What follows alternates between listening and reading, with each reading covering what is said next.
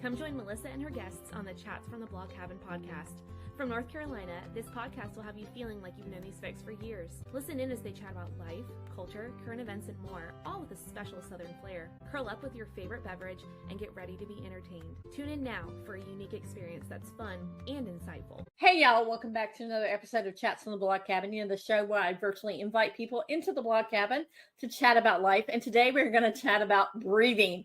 How simple and how it's like everybody needs to breathe, but we can also use our breathing as a tool to help us through our anxiety. So I have Christopher Paul Jones here, and he is going to talk about, first he's going to tell us about himself, and then we're going to get into breathing.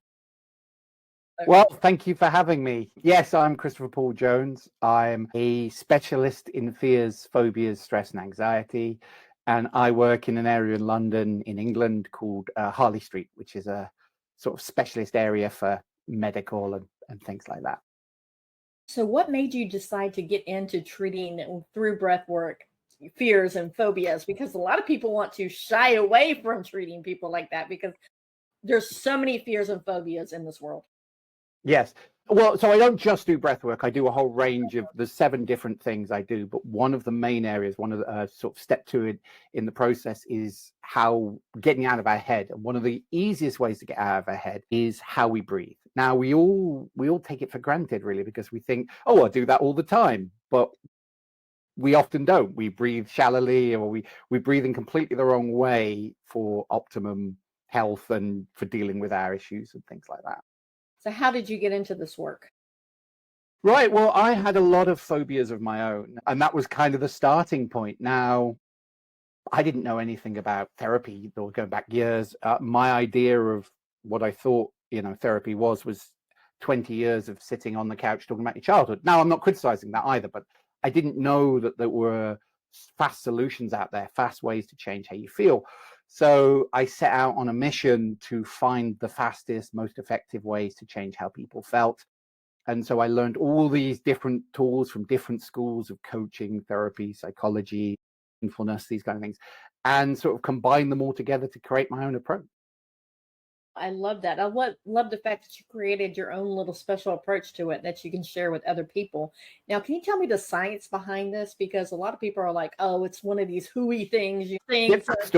Like when you start talking about the science behind it, that's when people will start like, well, maybe there is something to this. Yes. So the science behind breathing specifically, or phobias in general? Or both? Let's do both. Let's both. Well, so the science behind, let's start with how these things get created. Mm-hmm. So do you know of Pavlov's dog? You may have learned of this in sort of basic, like high school psychology, where you ring a bell, you feed a dog, you ring a bell, you feed a dog, eventually the dog salivates like it's about to be fed. Now, human beings do this exact same thing. So you're kissing the love of your life, you hear a piece of music playing, you can hear that tune 2, 3, 10 years later. Oh, it's our tune, it's so amazing, Conversely, love of your life is breaking up with you. Hear a tune playing, hear that tune 2, 3, 10 years later, be back there crying, go, why? So we're triggered all the time, what's called conditioned. And so with fears, with phobias, what's happened is at some point in your past, your brain has conditioned something that isn't statistically dangerous to danger, basically. And so that's the science behind how you create it. Now, the science to uncreating it, letting it go, removing that trigger, is to change that conditioning. So to change that automated response. Now, there's a few, as I say, there's many different techniques for doing that that can work very quickly. But one of them is getting out of your head and how we breathe. Now, if I'm breathing, so I am quite a fast talker, so I tend to talk quite from my chest. But when I'm talking like this, I get excited and enthusiastic and whatever. Nothing wrong with that. But if you're trying to tackle your emotions from this place, you can also get overwhelmed. And so when you slow down your breathing, when you breathe what's called diaphragmatically, where you breathe in deeply in your gut or your stomach, where you take slow, deep breaths in, what you do is you basically slow down the amygdala response. So your brain no longer is in that fight, flight, or freeze mode. So when we are in danger, we do one of 3 things. We either get angry and want to fight, want to punch things, we want to run away, or we want to hide, fight, flight, or freeze. Now, when we settle that our mind is no longer, where's the danger, where's the danger, where's the danger? And so that's sort of a simple way of explaining the science. It's getting out of the sympathetic nervous system and into the parasympathetic, it's called. And it's Yes, quietening the all the stuff that goes on in the brain, which is important. I don't want to say that fear doesn't serve a purpose, but it only serves a purpose in the moment when we're in physical danger, not holding on to it from the past, not projecting into the future, and not about things where we're not in physical danger, like public speaking or, Yeah. a tiny Ooh, house yeah. or whatever it might be, going on a plane, which is statistically safer than crossing the street, or sleeping in your own bed, So it's teaching the body to turn those patterns off, basically. And it's so weird that you can do that through breathing, because breathing is just simple. Everybody does it. Like you said in the beginning, that we take it for granted. So how can Yeah. we take our breathing and so we can control those fears and phobias? Well, anyone who's done sort of any kind of yoga, mindfulness, Tai Chi will probably know that there's many different ways of breathing that can center you. One of the most effective ones I find is what's called heart math. I can run through a demonstration now or later if you'd like, actually. It's up to you. Yeah, I mean, so I'll give you the edited version. So basically, what you do is, instead of imagining breathing in your lungs, you just put your awareness on your heart, and you just place your hand on your heart, or put it on the mic there, and you imagine, and it's just a metaphor, but you imagine as you take a deep breath in for about 5 and out for 5, you put the awareness into the heart space. And then you just focus on 3 things you're grateful for. Now, as you do that, that's one of the best ways to slow down the amygdala and get you into gratitude. Now, gratitude is a great way to get out of fear and aggression and tension anyway. So and when you do that just for a couple of minutes, it can absolutely change how you feel. And then you can add in elements like, focusing on the colors of gratitude or other things that help you relax, like love, happiness, smiles, these kind of things. So that's one of my favorite ones. But the simple one to do in the moment is literally just be aware of where your breathing is. So if now, when I'm talking to you and I'm getting all enthusiastic, it's like, okay, my breathing is kind of here. Well, what would happen if I just put my awareness here? And even just by me doing that, I'm slowing down slightly. Yeah. And then, so another way of doing it is, instead of breathing from there, you breathe from your gut. And as you breathe in, you push your tummy out. And as you breathe out, you push your tummy in.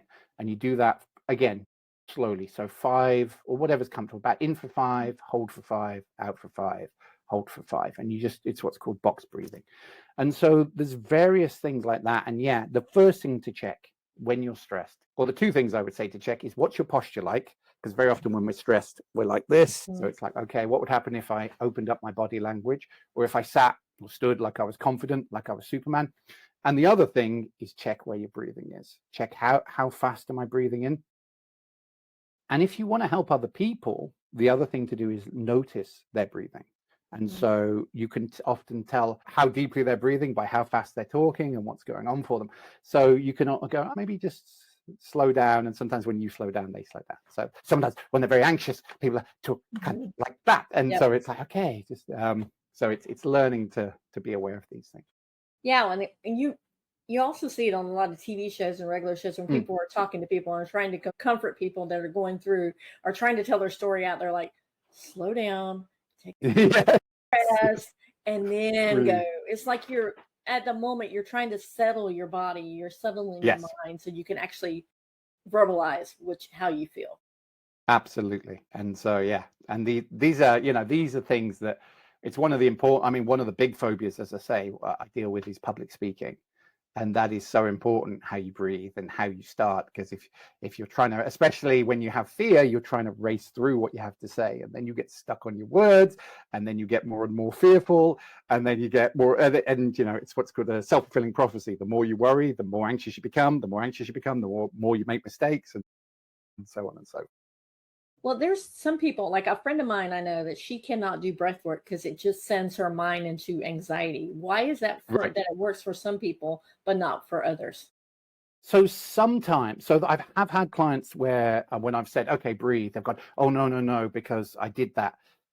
Sometimes that's become what you call an anchor or a conditioned response, which is where, so let's say every time they get anxious, they've been told to focus on their breathing. It's become like that Pavlovian bell. They've gone, I must be getting anxious because someone's told me to focus on my breathing.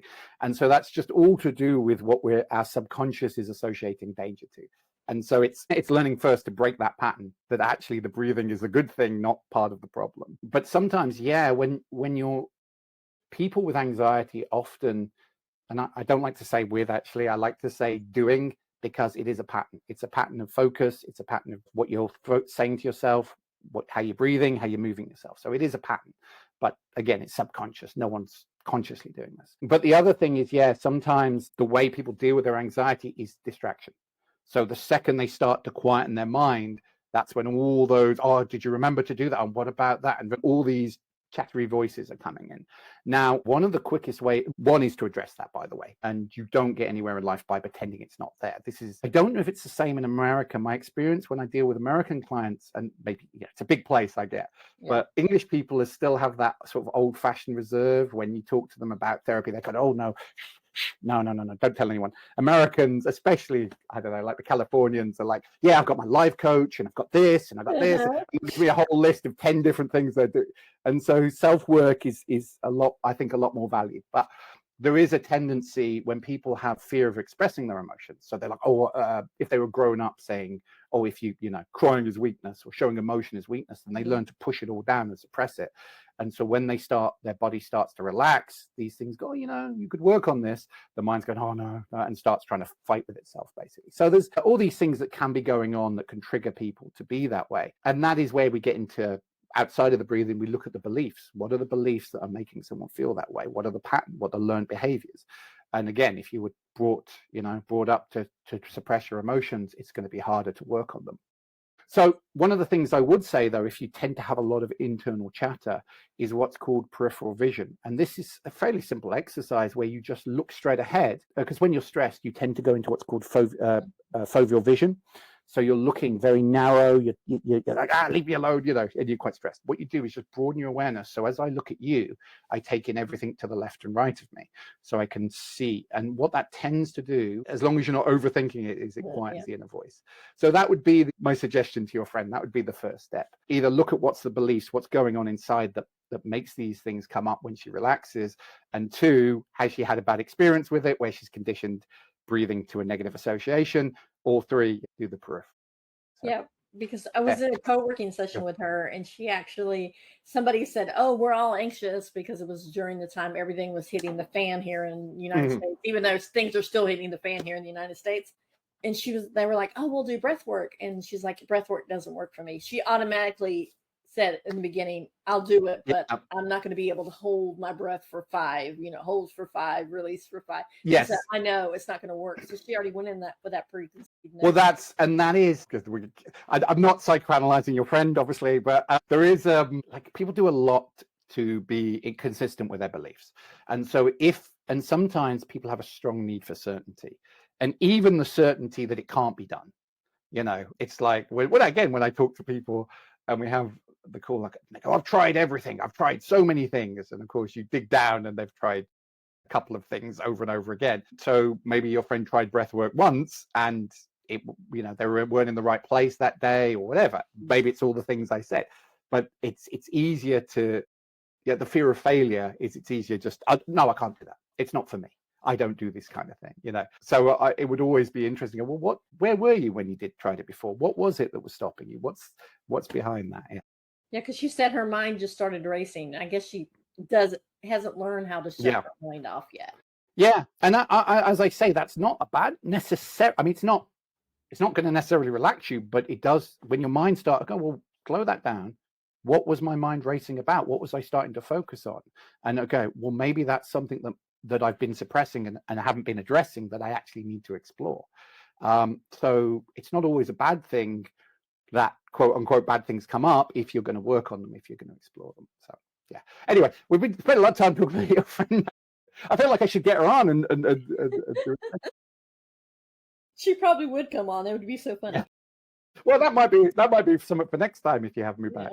I'm happy with that. So when we're focusing on our breath, it brings us, like you said, into like centering our emotions. But a lot of people are like, well, how do I do that? Because breathing is just simple. So how do you go about? Because I know there's a lot of programs like they have you put on earphones, they have you listen to music, they have you do all that. But sometimes it's not that hard. It can be just simple, like you said earlier, just noticing where your breath is coming from, put your hand on your heart and breathing. Yes, absolutely. I mean, yes, it isn't complicated. And I think sometimes it reminds me of like any sport, so people don't want to do the basics, and yet every teacher will say, okay, you need to go back and drill the basics so you can be advanced. A lot of people go, give me the super special amazing technique, but until your body's centered, none of those things are going to make any difference. And so I think it's not that people can't breathe, although there may be things behind it. I think it's that people just ignore it, go, yeah, I can breathe, I breathe every day. and all it is, the simplest one in the moment, is just to breathe slightly slower. If you get confused by the in and out, and focus on your heart, focus on your gut, then just however you're breathing, breathe slightly slower than you were, and breathe slightly deeper than you were. And sometimes just a couple of almost like that's another good way of releasing tension. And we do it, whenever we're overwhelmed. People do that all the time, and you can force that by getting that release. Yeah, and I would think that would be a great one to do when you're driving in the car or riding in a car and you're like so stressed out. Absolutely. You're like, yeah, you don't want to go into the mode where you're centering and you're focusing in, because you got to focus on what's going on the road as well. Well, you make the point. The problem when people are stressed is there's a limiting belief. I don't have the time. I don't have the time to meditate or relax or work on myself or whatever you want to call it. And as you say, there's always time, driving or, traveling, waiting for someone to come, instead of, checking your TikTok for a bunch of pointless videos that you're going to forget in 2 minutes time. Take time to center yourself, take time to ground yourself.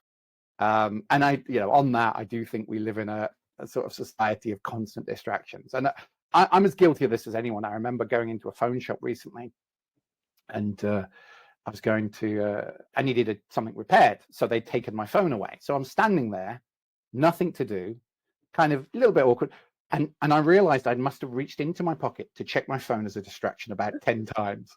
And I was like, oh, I haven't got my phone. Oh, I actually have to sit and be in the moment. And we're very bad as human beings at doing that nowadays. We're not really capable of being bored. And I think that's the problem. We just distract ourselves with pointless stuff. And again, nothing wrong with looking at TikToks and YouTube or whatever, but it is just being a bit more aware of, are we doing, where are we doing this, and where are we putting our focus, and could we use that time better? And so one of those is, okay, I've got 2 minutes while I wait for this appointment. Let me just focus on my breathing. Let me just put myself into more aware state. And not worry about everybody else looking at you like, what is that weirdo doing over there? I mean, well, this is the thing I always say about public speaking. So it always struck me with like these network breakfasts. I don't know if you have them, where people get up way too early. I'm not a morning person, and then they sit around and they try and eat breakfast while discussing the business, which is a pain anyway. And then everyone stands up for a minute and talks about their business, and then they sit down, next person, and then they go around and they have coffee, and then they start chatting. They go, oh, what do you do again? I just said 5 minutes ago, and because every single person is there going, what am I going to say? What am I going to say? What am I going to say? No one is watching anyone else. And so this idea that everyone's like, oh, they're breathing differently, like nobody is going to notice, unless you're really making a big drama out of it. And then there is something to be said, well, who cares? It's about making sure you're okay. But generally, just shifting your breathing, most people won't notice or care, I think is the important thing. So when we start focusing on our breath and our breathing and how we breathing, and you're like in for 5, out for 5, how soon do you notice in your clients the change, and the fact that when a situation that may have caused them fear and anxiety before, now that they have this tool to focus on the breathing, how soon do you see the change in them? Are some of them instantaneously like, oh my gosh, that worked? Or some of them fight you? I think breathing is more of a daily practice. I think on its own, it's not normally a cure.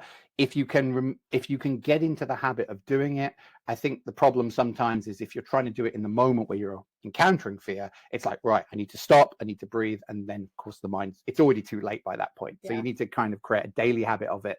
So it's kind of, again, like this glass of water I have here, it's like emptying that glass. So as the stress goes through the day, you're not already on overflow, because if you're already stressed out, it doesn't take much to put you into anxiety, to put you into fear.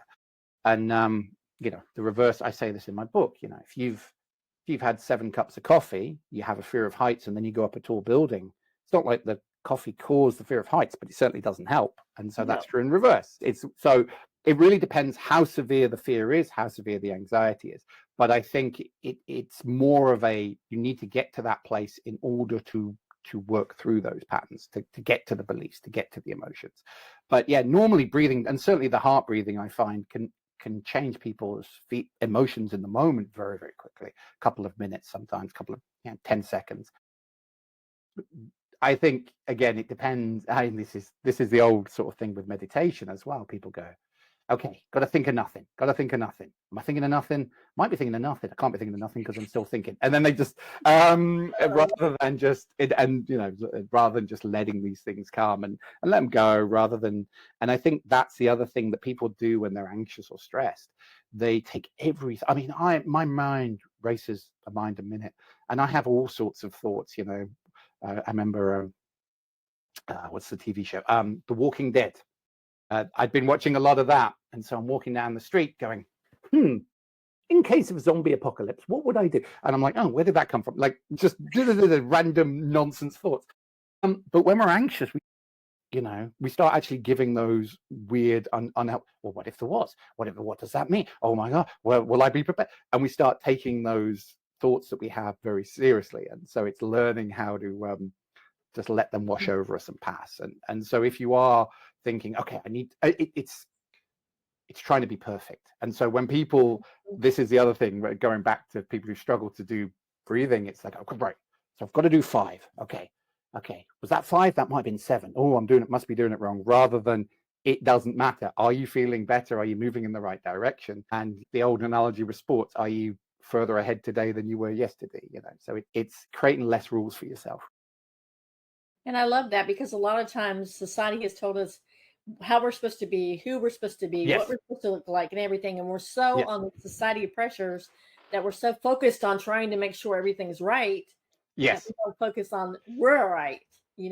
Exactly. So it takes us out of our mind. And like you said with my friend, she's probably trying to focus like, was that 7? Was that 5? Oh my gosh, what am I going to do next? Yes. On to the next thing instead of quieting the mind. So how can we make sure that this is part, and you said it needs to be a daily practice, so we don't go to level 10 nuclear level, and it probably is not going to be as helpful as if we start in the beginning.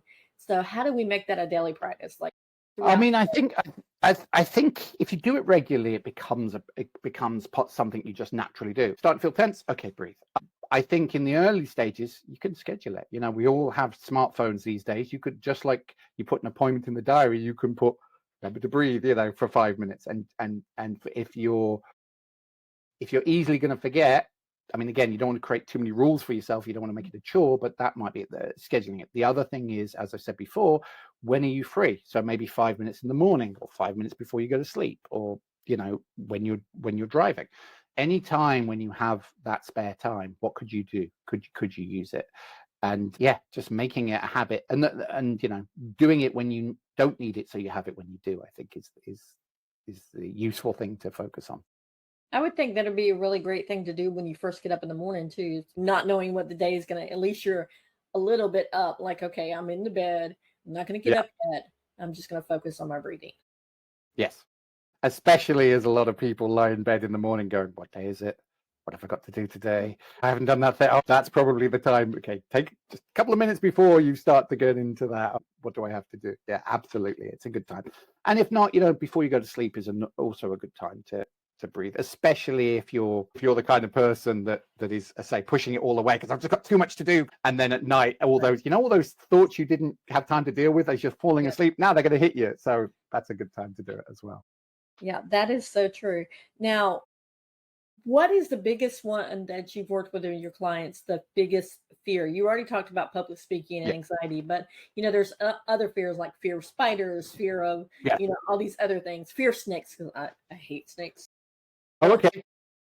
A lot, but I hate snakes. So what's the biggest fear? Do you have poisonous snakes where you are? Yes, we have copperheads. Yeah. Okay. So that obviously can make a difference, although the statistics say, like on spiders, and so in the UK we don't really have any harmless spiders. And the statistics for the amount of people phobic of spiders in the UK versus Australia is the same, proportional. And they, in Australia they have lots of spiders that can kill you. So it's not, most phobias aren't necessarily proportional to the danger.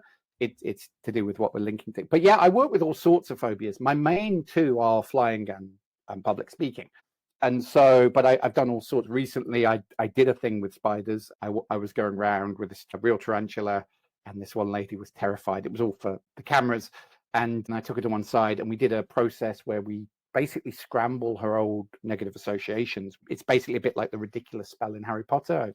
You've seen where you make it funny and make it silly, and it changes that old negative memory. And then at the end, she was holding the spider. So yeah, and it can happen very quickly. So there was a one I did for the BBC, lady with a fear of flying, and she was crying on the plane coming to see me, and again going back absolutely fine. So sometimes when we can find that conditioning, just we turn off that trigger and we can change how we feel. The oddest one I did was a fear of tinsel, the thing you put on Christmas trees. And so she had a phobia of Christmas. And you go, well, that's kind of weird. But then when we dug into the root cause, it turned out that when she was little, her cousins, they one sort of Christmas period, she'd been playing with her cousins, and they'd wrapped her up in this tinsel as a game, and then she couldn't breathe and she started to choke. So she's feeling this tinsel as she's running out of air, and the brain has gone, tinsel equals danger. And so when we scrambled that association, she was able to get over her fear. So so it can go from all sorts of weird ones to all sorts of things that people think like every day, like snakes and spiders are probably top on the list. Public speaking is high, and it's interesting that public speaking is so high, really, because the other phobias, I always say they're not statistically dangerous. And what I mean by that is, so flying, the statistical likelihood of a crash is much less than falling out of bed, of being injured in your own bed, crossing the street, these kind of things, driving. But there is some inherent danger, like you can see where the danger, that thing on the news, things do happen. Same with spiders, same with snakes. Okay, most are harmless, but there are some that can. With public speaking, the worst case scenario is that you will get slightly embarrassed, that that wasn't a very good job. Oh, now I feel humbled. Yet spiders and speaking for the top spot, depending on what list you look at. But it's really high up there. And the reason, because there's something in us about, I guess, historically, in ancient times, it was if we didn't fit in, if we didn't blend in with the tribe, then we would be exiled. We wouldn't be able to get food, whatever. And I think there's something innate within us about that, about not fitting in or seen as singled out. Of course, other people love it, And as I say, we often have the same internal voice. So you get a rock star that comes on stage and goes, "Yay! Everyone's looking at me." And it means something very different than the person who's phobic that goes on stage going, "Everyone's looking at me." It's the same internal dialogue, but it means two very different things. But yeah, so they're interesting, the patterns that create these things. It's funny that you mentioned rock stars, because I've read stories of rock stars when they first started performing had that fear. And the more they did it, the more they were able to overcome that fear because they got more comfortable in it. And I think that's a lot of the fear of the unknown is a lot of what drives. Absolutely. And so this is where what you call exposure therapy comes in, where you find you gradually build into the thing, and it gets easier and easier. That is a good way. Obviously, you have to face your fear. And I think in COVID times, when everyone was locked down, everyone's fears got worse. People who were a bit socially phobic, well, they never had to deal with anyone. So suddenly when the doors opened, they were there. People who were obviously claustrophobic got worse. People who were germophobic got, hey, see, I've been right. I wash my hands 5 times a day. Turns out I've been right all along, and so all these people weren't flying. So all these things got worse after people got out.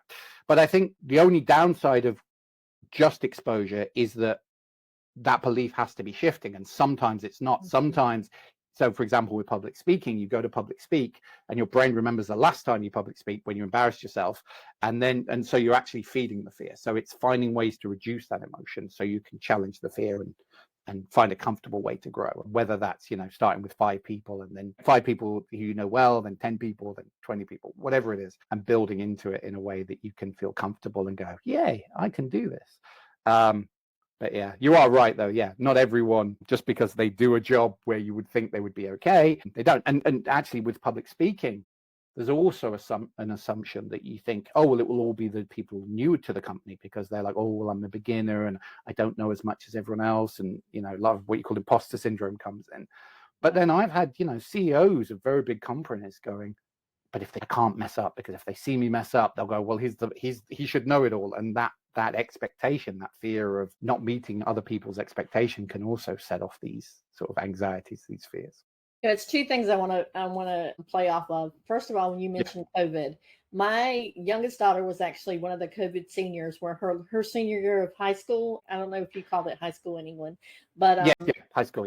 High school was totally at home during COVID, and she already had a lot of anxiety before then, but it really did a number on her as far as going out socially. She's finally now able to go out and do a lot of things on her own, but she always had to have somebody with her. And the second thing is, I know you don't know a lot about how the podcast started, but I used to be an elementary school teacher. Get me in front of a group of kids all day long, I wouldn't have a problem. I would be banging.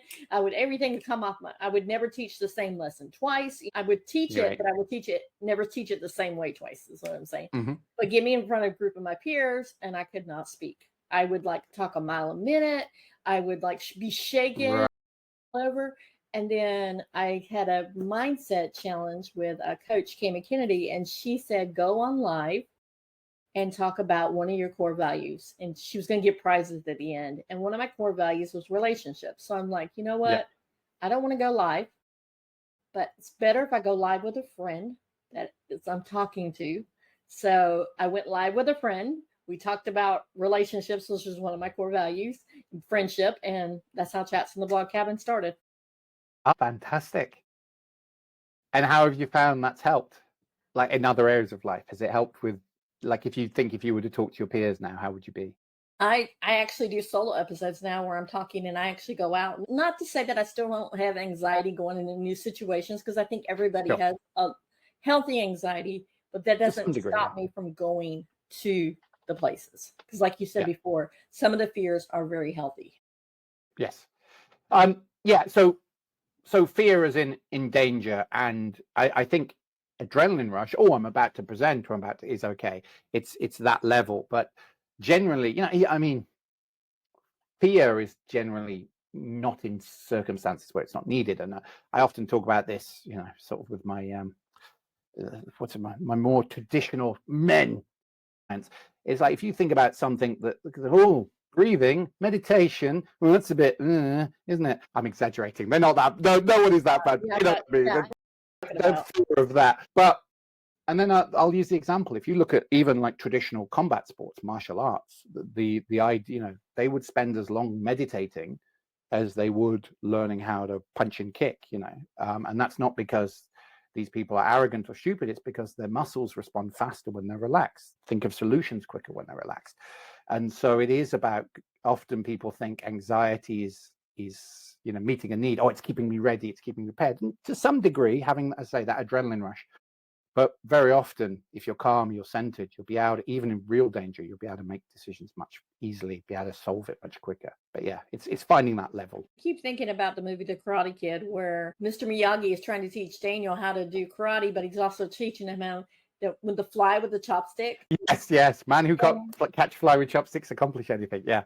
Yeah. And then he's like, and he focuses so much on it that he forgets about how the fear of the boys beating him up or what's going on. Yes, exactly. And yeah, exactly. Catches it, and then Mr. Miyagi gets so mad because he caught it like that, because he yeah.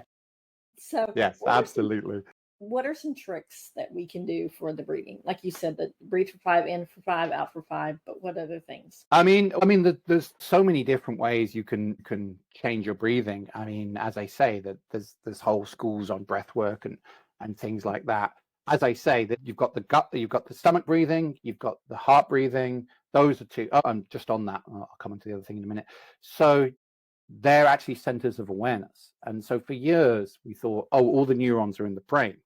But actually they found that I might be misquoting this, same amount of neurons in the brain of a horse in your gut and the brain of a dog in your heart. So when people talk about broken-hearted and these kind of things, we used to think it was just a metaphor, but it turns out there is a awareness there. So those are the two places to put your focus. If you're meditating, if you're focusing on gratitude, if you're doing anything to sort of center yourself. The other ones are, as I say, reverse breathing, where you do the opposite of what you think you would do, which is, instead of, as I say, pushing in as you breathe, you push out as you breathe. There's just using your nose to breathe, so you close your mouth and just in and out for your nose. You can as well. There are certain types of meditation where you actually breathe very fast, because that just, again, it's a way of changing that. This is more to induce a sort of euphoric state where you, excitement and anxiety are very similar, but they're also, one is positive, one is negative.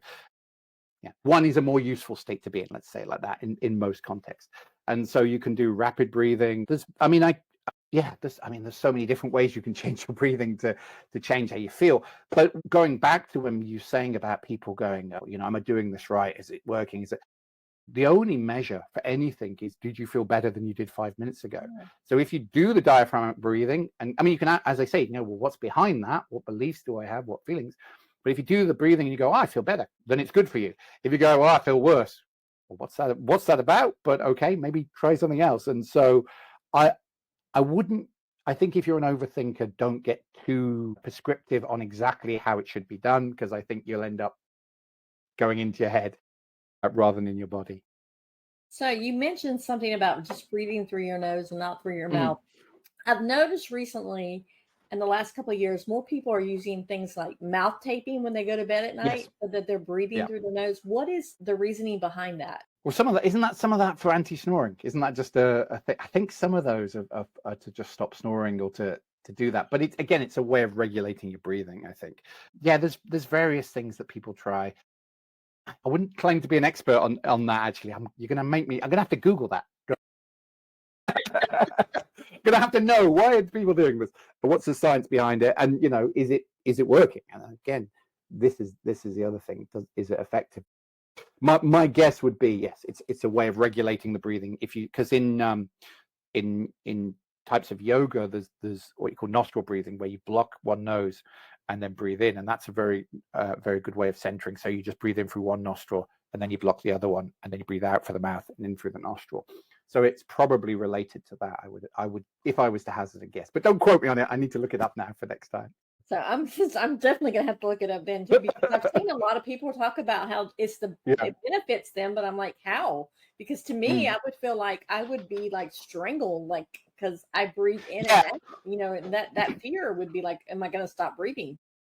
Well, this is, and this, it goes back to my point. It doesn't matter what a book says, what a guru says, even what I say. What matters is what's working for you, and finding your own path, really. Finding what patterns work for you, what helps you relax, what helps you get there. And with a caveat of, as long as it's not distraction. And the problem with distraction is that, I say, you're just kicking the can down the road, as it were. So you're just putting off all those things that you want to deal with. So as long as you're not distracting yourself, anything that's helping you deal with your life, anything that's helping you and not hurting other people, long term, not short term, then keep doing it. That would be my quick advice. There is no one way to do it. And that is why, and when I started studying these different approaches for helping people change, there was a lot of crossover. Some, they had very different some were very different philosophies and why things worked and whatever, but some were very similar. They just had a slightly different way up that same mountain.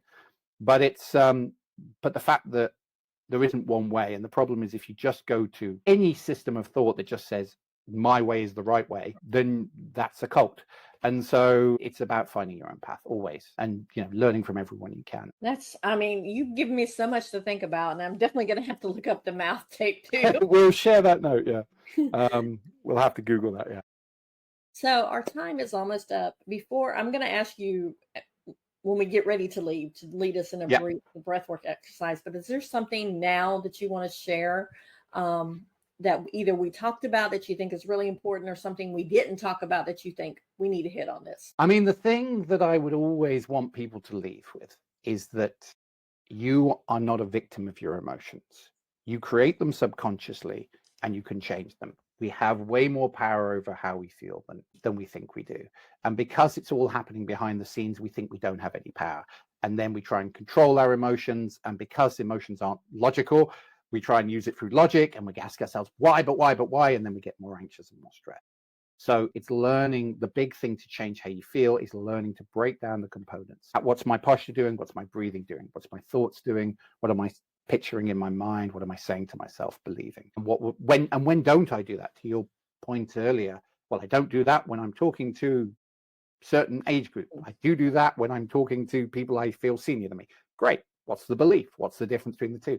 And then you know what it is that you need to work on to change. Yes. And where can people find you? Because I know people are going to have lots of questions. Right. So you can find me at christopherpauljones.com, which is my website. And there's various, and you can find me on YouTube. If you just type my name in, there's various tips, videos and things there, various posts. And if people would like to talk to me, I offer a free consultation. So a 30-minute call, which you can book through the website. I love that. Now, I'm going to remove myself from the screen so people can focus on you as we go through the breath work, and then we'll just end the episode. So, guys, I will put in the show notes everywhere you can find him, as well as some tips that he shared through this. So, Christopher, it's your show. Okay. So what I'd like you all to do is just close your eyes and just take a slow, deep breath in for your nose. In for 5, hold for 5, and out for 5. And if that's uncomfortable to do, maybe go slightly slower. Now, what I want you to do, as I gave you a brief insight before, is put your awareness wherever you feel your heart. And now as you take that slow, deep breath in, I just want you to visualize, imagine it's going through your heart. And it's just a metaphor, but just imagine you're breathing in that heart space. In for 5, hold for 5, out for 5. And as you breathe, try not to make it forced. So it's more effortless. So slow. Now, what I want you to do is think of 3 things you're grateful for as you keep that breathing going slowly in and out. And I want you to make big, bright pictures of 3 things you're grateful for. Now, they can be big, they can be small, but something you can associate to well. Grab hold of that. Put it into your heart space. And as you focus on that, keep breathing deeply. Imagine the oxygen is going from your head down to your toe. Now, if gratitude was a color, what color would it be? And there's no right or wrong answers. Whatever color, first thing that came up, it's right for you. Imagine that color is filling you up from your heart to your head, to your gut, down all the way down to your toe. Just hold that. And now think of 3 things where you're giving or receiving love. So whether that's a loved one, your pets, your children, whatever it is for you, but make them as big, bright images. Grab hold of them and just pull them into your heart space. Keep the breathing going. And again, if that was a color, focus on that color, filling you up. And then finally, think of 3 things that make you smile. Pull them into your heart. Breathe into that space and focus on the happiness, the gratitude, the love. And let it almost surround you like a bubble of protection. And just take this feeling out an hour from now, a day from now. And notice, if you were to make decisions, if you were to live your life from this place, how much more manageable would it be? Take a deep breath in, take it out, and come back to now.